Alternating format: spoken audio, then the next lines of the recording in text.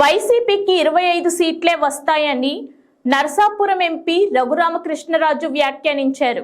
వ్యూహం సినిమా కలెక్షన్లు దారుణమైతే అంతకంటే ఘోరమైన పరాభవనాన్ని వైకాపా చవిచూడనుందన్నారు.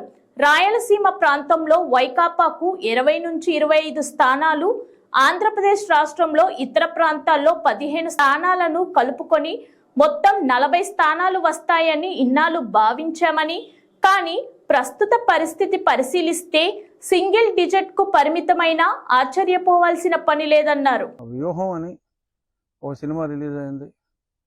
ప్రముఖ దర్శకులు నాకు ఆప్తులు రామ్ గోపాల్ వర్మ గారు దర్శకత్వం వహించారు.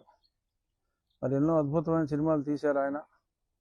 మరి కొన్ని బూత్ రాత్తులు కూడా తీశారు. కానీ బూత్ కన్నా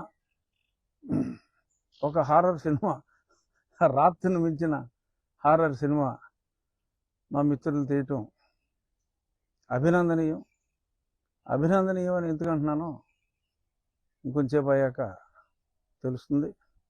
మరి నిన్న రిలీజ్ అయిన ఆ సినిమా, మరి నిన్న మిత్రులు రామ్ గోపాల్ వర్మ గారు, మరి నిర్మాతగా పేరున్న దాసరి కిరణ్ గారు, వాళ్ళు కేక్ పెట్టుకుని ఒరిజినల్గా వీళ్ళ వెనకాల గతంలో ఒకడు ఉండేవాడు కిరణ్ గారు వెనక, వాడు కొంచెం మరి దూరమైనట్టున్నాడు. ప్రస్తుతం గేలు కూడా చేస్తున్నాడు. ఒక కత్తితో కస కస కస కస కస పొడిచేసి ఆ కేక్ని ఒక అద్భుతమైన మాట అన్నారు.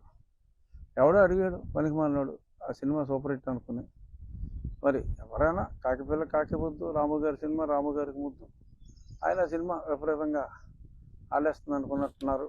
ఏదో ఫస్ట్ డే ఫస్ట్ షో ఎక్కడో మరి విజయవాడలో ఉన్న కొద్దిమంది బలవంతంగా వచ్చినట్టున్నారు, అంతే. అసలు కలెక్షన్లు ఏంటో నేను సవివరంగా చెప్తా. సో ఆ వ్యూహం అనే సినిమా మామూలుగా మనం అందరం అనుకుంటాం రాయలసీమలో అసలు జగన్మోహన్ రెడ్డి గారు పెద్ద తోపు తురుము ఖాన్ అని. ఆ సినిమా